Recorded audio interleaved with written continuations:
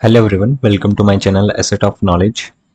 इस वीडियो में हम बात करेंगे कि कैसे सिंपल और मल्टीपल रिग्रेशन को आर स्टूडियो में हम परफॉर्म करते हैं। So let's start. रिग्रेशन को परफॉर्म करने के लिए हमारे पास जो फंक्शन है वो है lm। सो सबसे पहले हम टाइप करेंगे lm, देन ब्रैकेट, और सबसे पहले जो आएगा वो आएगा डिपेंडेंट वेरिएबल। सो इस केस में जो कि मैंने प्रीवियस वीडियोस में भी जो डेटा ले रखा है, तो इस वीडियो में भी सेम ही डाटा ले रहा हूँ। सो मेरा जो डिपेंडेंट वेरिएबल है that is mpg, mileage of the vehicle. तो मैं डिपेंडेंट वेरिएबल को इंसर्ट कर लेता हूँ और इसके आगे हम ये सिंबल यूज करेंगे।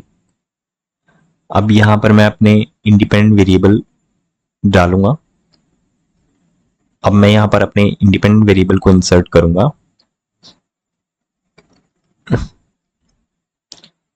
सिलेंडर, तो मैंने इंडिपेंडेंट वेरिएबल को एक्सट्रैक्ट कर लिया है और हम यहाँ ये देखना चाह रहे हैं कि जो व्हीकल का जो सिलेंडर है उसका इम्पैक्ट एमपीजी या माइलेज के ऊपर पड़ता है या नहीं, वो हम देखना चाह रहे हैं। सो ये केस है सिंपल रिग्रेशन का, जिसमें कि एक इंडिपेंडेंट वेरिएबल और एक डिपेंडेंट वेरिएबल होता है। तो मैं इस पे एंटर करता हूँ। तो जैसे ही मैंने एंटर किया हमारे पास कोफिशिएंट्स आ गए। इंटरसेप्ट की वैल्यू आई है 37.885 और जो कि स्लोप की वैल्यू आई है -2.876। नेगेटिव आ रहा है। इट मीन्स कि एक यूनिट सिलेंडर की इंक्रीज करने से माइलेज में -2.87 का डिक्रीज होगा। So there is a negative effect. अभी हम बात करते हैं मल्टीपल रिग्रेशन के। अब हम बात करते हैं मल्टीपल रिग्रेशन के बारे में। उसमें हमें कुछ खास नहीं करना है, सेम फंक्शन हम यूज करेंगे। मैं आपको फिर से बता देता हूँ, सेम फंक्शन यूज करेंगे। पहले हमारा डिपेंडेंट वेरिएबल, ये हमारा डिपेंडेंट वेरिएबल माइलेज आ गया। देन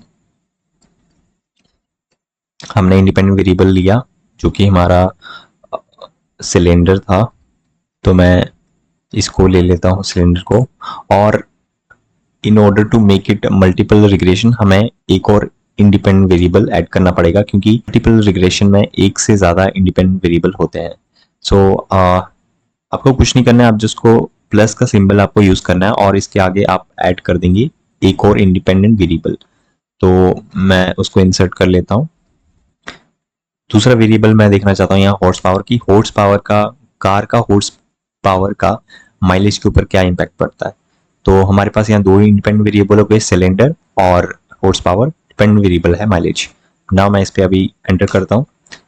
मेरे पास जो यहाँ जो रिजल्ट आया है कॉफिशिएंट्स में, इंटरसेप्ट आ गया 36.90, जो कि पहले से कम हुआ है, क्योंकि यहाँ पर पहले हमने एक ही इंडिपेंडेंट वेरिएबल लिया था, तो हमने एक और इंडिपेंडेंट वेरिएबल ऐड किया, तो इसमें वैल्यूज में चेंज आ गया। वैसे ही जो सिलेंडर का जो स्लोप का वैल्यू था वो था पहले -2.876, जो कि अभी हल्का सा कम हो गया, लेकिन still there is a negative effect. And last में जो हमारा हॉर्स पावर है वो भी नेगेटिव रिलेशन दिखा रहा है कि एक यूनिट हॉर्स पावर की बढ़ाने से माइलेज में -0.019 का फर्क पड़ रहा है। पर ये काफ़ी कम लग रहा है। लेट्स सी, हम इसे पी वैल्यू से कंफर्म करेंगे कि एक्चुअली ये जीरो ही है या स्टिल ये कुछ नेगेटिव इफेक्ट कर रहा है। क्योंकि यहाँ अगर आप देखेंगे तो ये तो थोड़ा सा लग तो रहा है ये ज़्यादा वैल्यू है, लेकिन यहाँ थोड़ा सा ये मुझे जीरो के आसपास लग रहा है। तो अभी जो हमारा नेक्स्ट स्टेप होगा वो समरी देखना है कि हमें अगर Q1 देखना है, Q3 देखना है, मीन देखना है और सिग्निफिकेंस वैल्यू देखनी है, पी वैल्यू देखनी है। वो वैल्यूज कैसे आएगी वो हम अभी देखते हैं। नेक्स्ट जो हमारा स्टेप होगा वो ये होगा कि ये जो पूरा फंक्शन होगा इसको हम एक वेरिएबल में इंसर्ट कर देंगे। तो लेट्स से मैं यहाँ पर ml इक्वल टू ये पूरा फंक्शन। अब इसका मतलब ये हुआ कि जैसे ही मैं ml को कॉल करूंगा, ml फंक्शन को कॉल करूंगा, तो ये पूरा रिजल्ट आ जाएगा। मुझे ये दोबारा ये रिपीट नहीं करना पड़ेगा, ये पूरा जो लिखना नहीं पड़ेगा, जस्ट ml से मैं कर सकता हूँ। तो ml यहाँ पर वेरिएबल क्रिएट हो गया। तो जैसे ही मैं अब ml पे क्लिक करूंगा, टाइप करूंगा, एंटर करूंगा ML पे, तो ये मेरे पास रिजल्ट आ जाएगा। नाउ मुझे अब इसकी पूरी समरी देखनी है कि, तो उसके लिए आप क्या करेंगे, यहाँ पर एक फंक्शन है समरी, और समरी किस चीज की चाहिए, ML की। सो ये हमारे पास पूरी समरी आ गई। Residual, minimum value, first quartile, median, third quartile and maximum value. और अगर आप कॉफिशिएंट्स में देखें तो इंटरसेप्ट्स की वैल्यू यहाँ पर आ गई है 36, और जो एम्प्टी कार्ड्स सिलेंडर का जो वैल्यू है -2.26, जो कि हमारी ऊपर भी आ रही थी, और एम्प्टी कार्ड्स की 0.06, 0.01। नाउ हमें ये दिखना है कि ये जो दोनों वैल्यू हैं ये जीरो ही हैं या जीरो से अवे हैं। उसके लिए हम पी वैल्यू देखेंगे।